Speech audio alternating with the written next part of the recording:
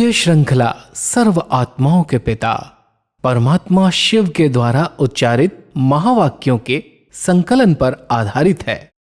Om Shanti. Godlywood studio द्वारा प्रस्तुत अमूल्य रत्न में आप सभी का हार्दिक स्वागत है। इस सृष्टि रंगमंच पर हम सभी आत्माएं बने बनाए ड्रामा अनुसार अपना अपना किरदार निभा रही हैं। इस गुह्य रहस्य को समझते हुए भी अक्सर जब विपरीत परिस्थितियां आती हैं तो हम साक्षी नहीं रह पाते, समस्याओं के वश हो जाते हैं। इसका क्या कारण और निवारण है, आज हम ईश्वरीय महावाक्यों द्वारा समझेंगे। और इन महावाक्यों के स्पष्टीकरण के लिए हमारे मध्य हैं प्रजापिता ब्रह्मा कुमारीज ईश्वरीय विश्वविद्यालय के वरिष्ठ राजयोगी शिक्षक आदरणीय राजू भाई साहब। भाई साहब, आपका आज के एपिसोड में बहुत बहुत स्वागत है। ओम शांति। जैसे पिछले एपिसोड में हम बात कर रहे थे 14 जून 77 के महावाक्यों पर, जिसका टॉपिक था बाप दादा का देश और विदेश का सैर समाचार। महावाक्यों में यदि आगे बढ़ते हैं, परमात्मा कहते हैं कि विश्व की सर्वात्माओं प्रति सदा रहम व कल्याण की भावना रहती है। हद के प्रति कल्याण की भावना रहती है व बेहद के प्रति। अब विश्व के प्रति कल्याण की भावना रहेगी तो ऑटोमेटिकली स्वयं प्रति रहेगी। संगम युगी ब्राह्मणों की विशेष ड्यूटी व धर्म और कर्म ही है विश्व कल्याण करना। तो सब विश्व के कल्याण से स्व का कल्याण कैसे हो सकता है? वास्तव में परमात्मा विश्व के परिवार को देख रहे हैं। सारा परिवार हमारा परिवार है जी। और परिवार में अगर कोई एक भी व्यक्ति दुखी हो, अशांत हो, तो नेचुरल है जो पूर्वज हैं, बड़े हैं, उनको उनके प्रति रहम आता है, तरस आता है। तो परमात्मा एक और कह रहे हैं कि अगर बच्चे केवल हद का कल्याण कर रहे हो जी, तो जैसे अपनी फैमिली का, लेकिन एक बेहद की जो फैमिली है, आपकी विश्व की फैमिली है, तो विश्व फैमिली का, पूरे परिवार का अगर आप कल्याण कर रहे हैं, माना उनके लिए शुभ चिंतन करते हैं, उनके लिए कोई प्लानिंग करते हैं, तो शुभ चिंतक बनने से, दूसरी आत्माओं के बारे में अच्छा सोचने से, उनके बारे में अच्छी प्लानिंग करने से अपना कल्याण तो स्वतः समाया हुआ है। क्योंकि दूसरों की भलाई के पहले हमें अपनी भलाई करनी है। हाँ जी। जब हम अपने अंदर दिव्य गुण धारण करेंगे, हम अपनी स्थिति को सर्व शक्तियों से भरपूर करेंगे जी, सर्व गुणों से संपन्न बनेंगे, तब तो हम दूसरों को रहम दिल बन करके दे सकेंगे। तो दूसरों की सेवा में अपनी सेवा स्वतः समाई हुई है। इसलिए विश्व कल्याण में स्व कल्याण स्वतः समाया हुआ है।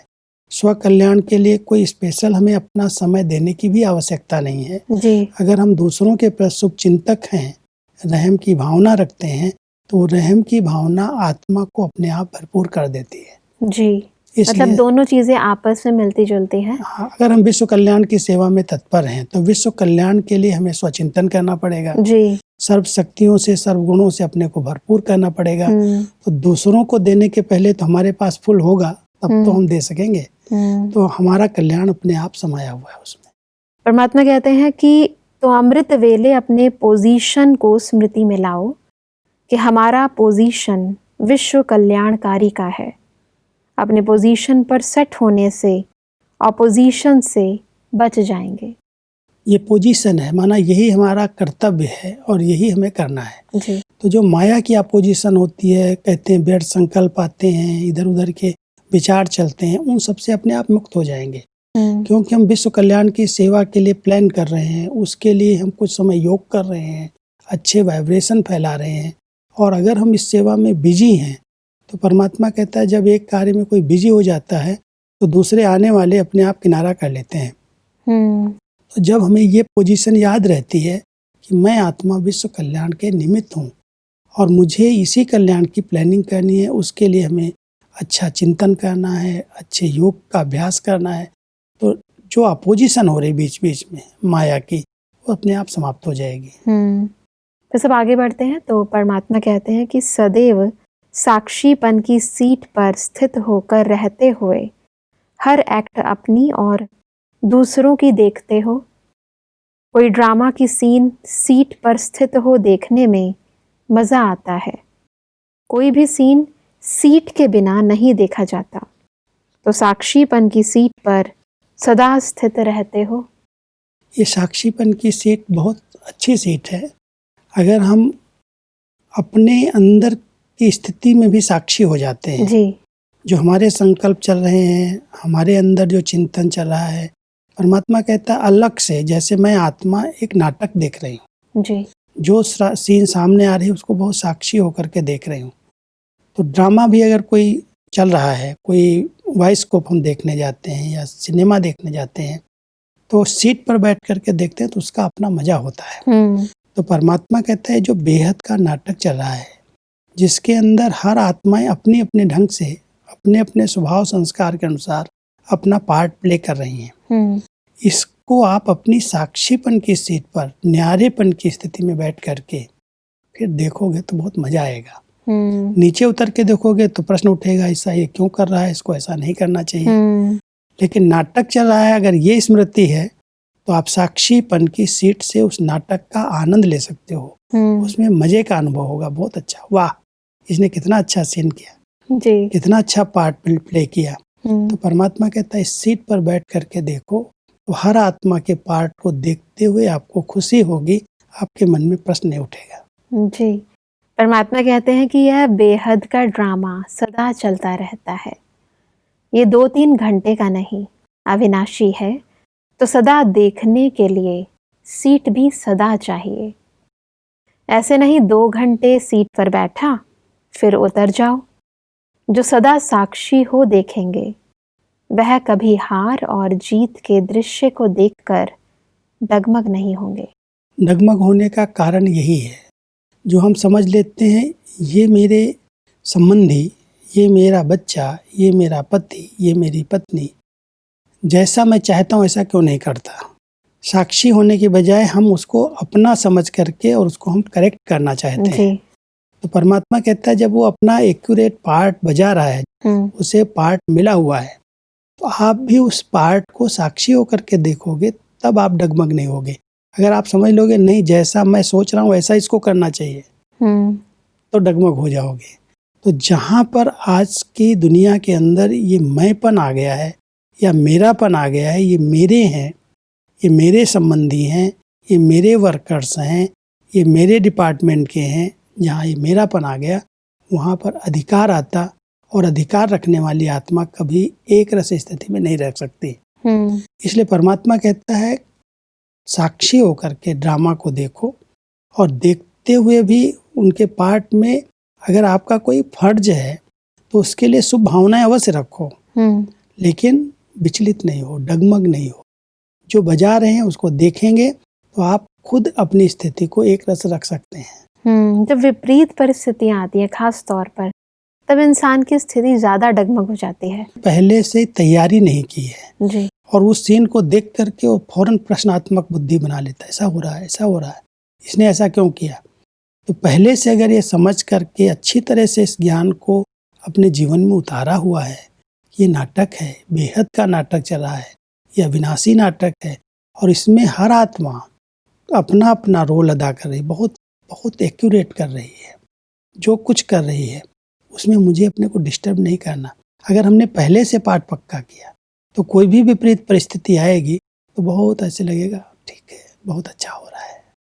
जब दूसरे के साथ कुछ होता है तो इतना हलचल में नहीं आता व्यक्ति, परंतु अपने साथ जब कुछ गलत होने लगता है तो वो ड्रामा को अपने आप ही मतलब याद हो भी तो भी कुछ समय के लिए ऐसा लगता है कि भूल गया है, क्योंकि उसको अपने को अपना समझा हुआ है ना, ये मेरा है, जबकि सारी दुनिया को मेरा नहीं समझ रहा है वो। हाँ जी। दूसरे के परिवार को मेरा परिवार नहीं समझ रहा है, अपने हद के परिवार को, जो उसने रचना रची या जिसके कनेक्शन में वो रचना बना, उसको अपना समझ रहा है जी। परमात्मा कहता है वास्तव में सारे परिवार को अपना समझो, सारा विश्व अपना परिवार है। आप हद के परिवार को अपना समझ रहे हो और अपने पर कुछ हो जाता है तो दुख की फीलिंग आती है। अगर बेहद में रहोगे कि सारी दुनिया का एक ही पार्ट है और एक जैसी हर आत्मा अपना पार्ट बजा रही, तो न्यारे प्यारे रहोगे। क्योंकि कोई भी जब मेरा है ही नहीं, हम आए हैं इस सृष्टि मंच पर पार्ट बजाने, खेल खेलने, तो मेरेपन का अधिकार क्यों? और जब अधिकार रखोगे तो दुखी हो जाओगे। परमात्मा कहते हैं कि ड्रामा याद रहे तो सदा एक रस रहेंगे, ड्रामा को भूले तो डगमग रहेंगे। अगर ड्रामा कभी कभी याद रहता तो राज्य भी कभी कभी करेंगे। अगर साक्षी कभी कभी रहते तो स्वर्ग में साथी भी कभी कभी होंगे। नॉलेजफुल तो होना।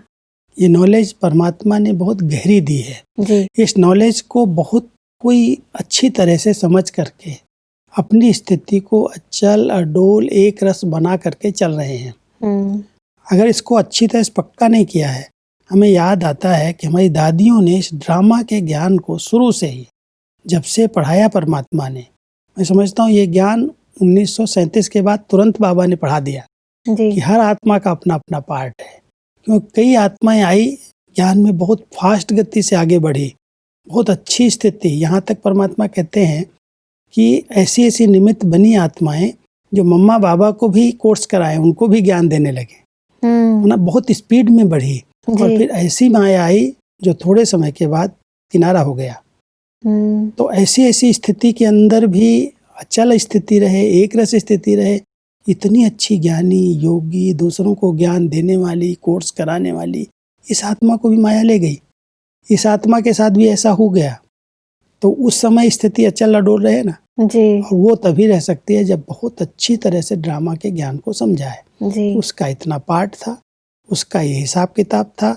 वो आत्मा किसी न किसी कारण से गई है, समय आएगा फिर वापस आ जाएगी। जी। अब इस ड्रामा के ज्ञान को हमें बहुत पक्का करना होगा। बिल्कुल। ऐसा परमात्मा कहते हैं कि सब जानते हो लेकिन जानते हुए भी साक्षीपन की स्टेज पर न रहने का कारण अटेंशन में अलबेलापन, स्वचिंतन के बजाय अपना समय व्यर्थ बातों में गवा देते। स्वचिंतन में न रहने वाला साक्षी नहीं रह सकता। हमें अच्छा ज्ञान तो परमात्मा ने सबको खूब दिया है और सबके पास बहुत अच्छा ज्ञान है। परमात्मा कहता है इस ज्ञान का चिंतन करो।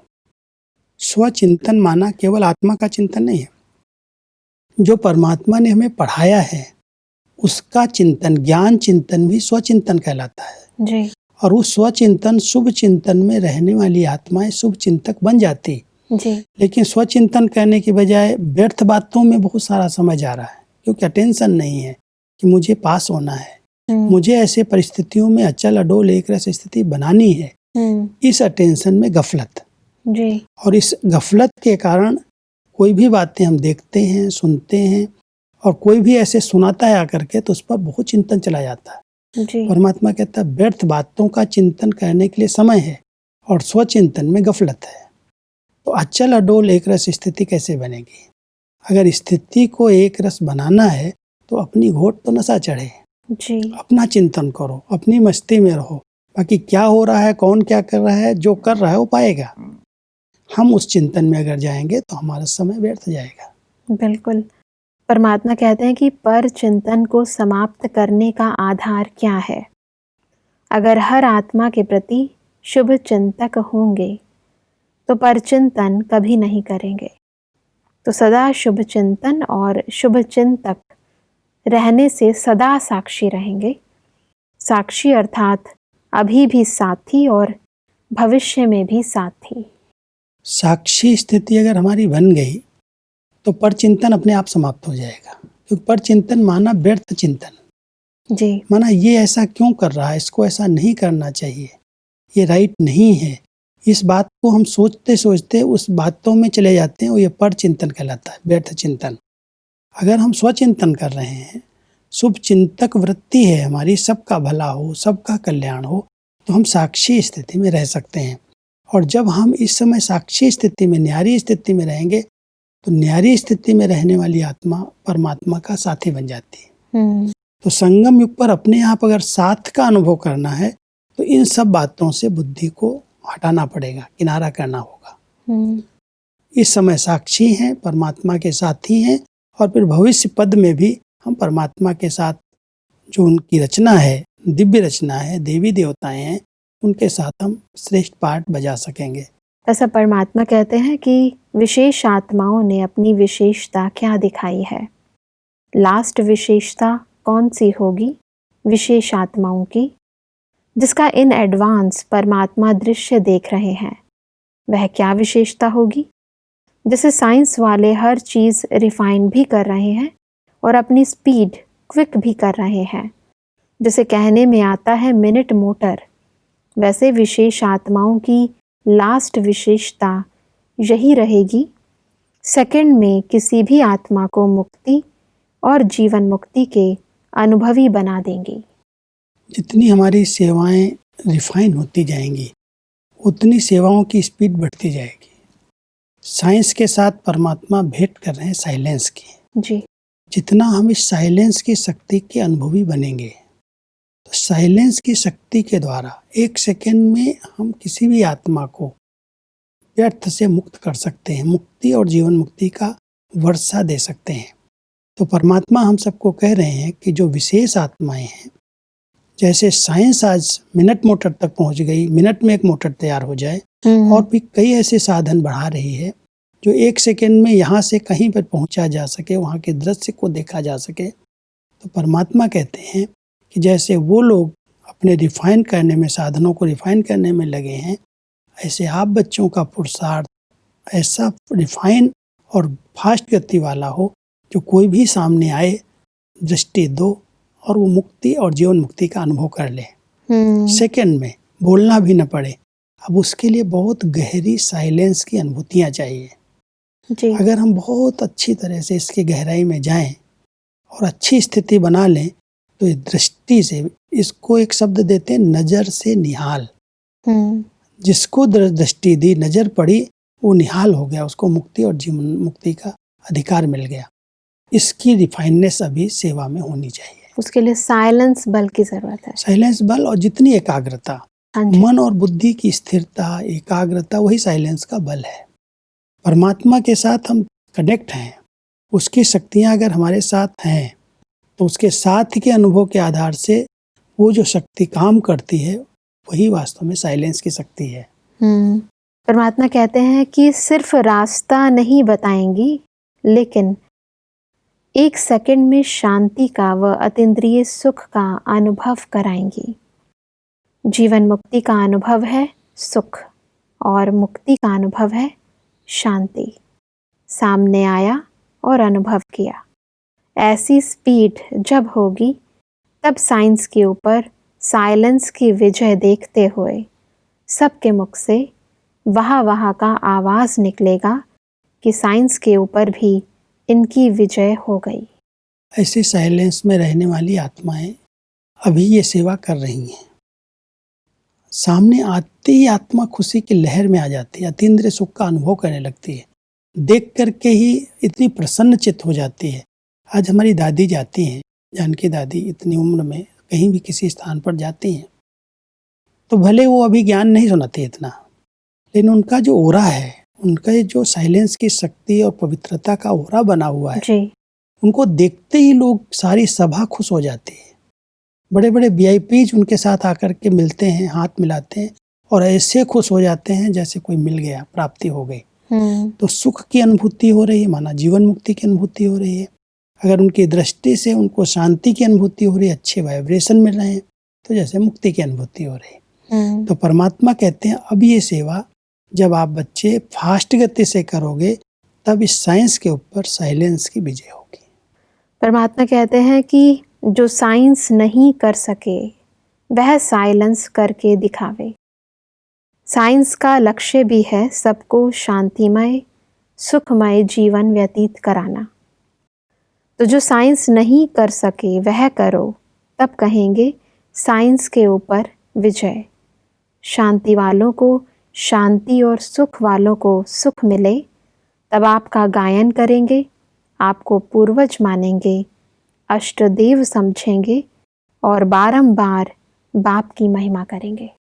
ऐसी ही स्थिति बनानी है कि जब हम अपनी साइलेंस की अच्छी स्थिति बना लेंगे तो हमारे द्वारा अपने आप नेचुरल ये सेवा होना शुरू हो जाएगी और जिनको ये अच्छे अनुभव होंगे वही कहेंगे ये हमारे इष्ट हैं। जिस तरह से इष्ट देव इष्ट देवी की आज पूजा होती है, आज हर गांव के बाहर एक छोटा सा मंदिर होता है और उस मंदिर के अंदर कहते हैं पहले गांव में प्रवेश करने के पहले कुल देवी कुल देवता के दर्शन करने चलो जी। और वो मूर्ति से इतनी खुशी आती है कि जैसे जब तक दर्शन नहीं किया तब तक कुछ खो दिया है, प्राप्ति नहीं हो रही। तो हर एक इष्ट देव भी बन सकता है, केवल 8 नहीं, लेकिन हर एक अपने कुल का इष्ट देव और इष्ट देवी बने जी। उसके लिए हर एक को ये लक्ष्य रखना चाहिए कि हम अपनी श्रेष्ठ स्थिति के द्वारा, अपनी साइलेंस की शक्ति के द्वारा हर आत्मा को शांति और सुख का अनुभव कराएं। जी, परमात्मा कहते हैं कि इसी आधार पर फिर द्वापर में भक्त और धर्म पिता के संस्कार इमर्ज होंगे। यह विशेष कार्य अब होने वाला है, तब समझो लास्ट विजय का समय आ गया। सबको कुछ ना कुछ मिलेगा। सिर्फ भारतवासी ही नहीं समझेंगे कि हमारा बाबा है, सभी समझेंगे हमारा है। तब तो ग्रेट ग्रेट ग्रैंडफादर कहा जाएगा। ब्रह्मा बाबा हर धर्म के पिता। जी। ब्रह्मा बाबा का टाइटल है ग्रेट ग्रेट ग्रैंडफादर, पिताओं का भी पिता। शिव बाबा को सिर्फ गॉड फादर कहते हैं जी। लेकिन ब्रह्मा बाबा जो पूरे कल्प ट्री का आदि पिता है, आदि पिता के द्वारा आदि सनातन देवी देवता धर्म स्थापित हुआ जी। और उसके बाद जो भी टालियां, जो भी धर्म आए, धर्म पिताएं आए, वो सब इसी धर्म से निकले। जी। इस्लाम, बौद्ध, क्राइस्ट, शंकराचार्य जो भी निकले हैं, आप कल्पट्री का अगर झाड़ देखें बहुत ज्ञान युक्त बना हुआ है। तो परमात्मा कहता है जो ग्रेट ग्रेट ग्रैंडफादर है, केवल आपके धर्म का नहीं है, सारे दुनिया के जितने धर्म हैं सबका वो पिता है। तो जैसे हम उनको कह रहे हैं मेरा बाबा, ऐसे सभी धर्म वाली आत्माएं भी कहेंगी मेरा बाबा। लेकिन ये सेवा आप बच्चों को करनी है जी। जब आप उनको कुछ अनुभव कराएंगे सुख का, शांति का, आपकी दृष्टि से, आपके बोल से जब उन्हें प्राप्तियां होंगी तो आपको भी इष्ट मानेंगे और अपने पिता को भी पहचानेंगे। परमात्मा कहते हैं कि दूसरे देश वाले अभी समझते हैं भारत के पिता का परिचय देते हैं, लेकिन जब कहा जाता गॉड इज वन तो सभी वन का अनुभव तो करें ना। जब ऐसे वन का अनुभव करें तब सब समझो विन होगी। सबके मुख से एक आवाज निकले हमारा बाबा। तब फिर द्वापर में सभी ओ गॉड फादर कह पुकारेंगे। संगम युग पर एक तरफ आदि पिता प्रजापिता ब्रह्मा को ग्रेट ग्रेट ग्रैंडफादर के रूप में याद करेंगे और शिव पिता परमात्मा को गॉड इज वन कह करके याद करेंगे। हमें अभी डबल सेवा करने की जरूरत है। इस समय अगर हमने आदि पिता और परम पिता दोनों का सही परिचय दिया तो ये सिर्फ नहीं कहेंगे लोग कि ये भारत की बात कर रहे हैं जी, लेकिन ये सर्व आत्माओं का पिता है और ये दोनों पिता सर्व आत्माओं के पिता हैं। एक अलौकिक पिता है और एक परम पिता है जी। तो जब हम ये सेवा करेंगे तो भक्त आत्माएं उस समय द्वापर युग से ब्रह्मा बाबा को ग्रेट ग्रेट ग्रैंडफादर कह करके याद करेंगी और शिव बाबा को गॉड फादर कह करके याद करेंगी। लेकिन बीज अभी पड़ेगा संगम पर जी, क्योंकि ये आत्माएं जो दूसरे धर्म की हैं वो सतयुग त्रेता में मुक्ति धाम में रहेंगी। अब जब द्वापर में उतरेंगी तो उतरते ही उनको गॉड फादर की याद आएगी। बिल्कुल भाई साहब, आज हमने बहुत ही गहराई से ड्रामा के इस ज्ञान को और विश्व कल्याण के इस बेहद के कर्तव्य को बहुत ही यथार्थ रीति समझा। भाई साहब, स्पष्टीकरण के लिए आपका बहुत बहुत धन्यवाद। दर्शकों, आज के एपिसोड में परमात्मा ने कहा कि सदा स्मृति रहे कि संगम युग पर ब्राह्मण आत्माओं का विशेष धर्म और कर्म ही है विश्व कल्याण करना। परमात्मा ने कहा कि साक्षीपन की स्थिति में सदा स्थित रहने के लिए हमें स्वचिंतन और शुभ चिंतन करना है, कभी भी पर चिंतन नहीं करना है। और इस अंतिम समय में विशेष आत्माओं की विशेष सेवा है सेकंड में सभी आत्माओं को मुक्ति और जीवन मुक्ति का अधिकारी बनाना। दर्शकों, आज के एपिसोड से संबंधित यदि आपके मन में कोई भी प्रश्न है तो आप हमें ईमेल कर सकते हैं। हमारा ईमेल आईडी है amulyaratna@godlywoodstudio.org। अगले एपिसोड में एक और अव्यक्त वाणी के साथ आप सभी के समक्ष हम फिर हाजिर होंगे। तब तक के लिए लेते हैं इजाजत। ओम शांति। मुख्य सार: विशेष आत्माओं की लास्ट विशेषता सेकंड में किसी भी आत्मा को मुक्ति और जीवन मुक्ति के अनुभवी बना देंगी, अर्थात अति इंद्रिय सुख व शांति का अनुभव कराएंगी। लास्ट विजय के समय की निशानी। सबको कुछ ना कुछ मिलेगा। सिर्फ भारतवासी ही नहीं लेकिन सभी समझेंगे कि हमारा बाबा है। शांति वालों को शांति और सुख वालों को सुख मिलने से आपका गायन व बाप की महिमा करेंगे। अधिक जानकारी के लिए संपर्क करें Amulya Ratan Godlywood studio, Manmohini Van, Shantivan post, Abu road 307510, district Sirohi, Rajasthan. Email ID है amulyaratn@godlywoodstudio.org। इस श्रृंखला को प्रजापिता ब्रह्मा कुमारीज ईश्वरीय विश्वविद्यालय के सेवा केंद्रों पर क्लास में नियमित रूप से चलाने के लिए गॉडलीवुड स्टूडियो से संपर्क करें।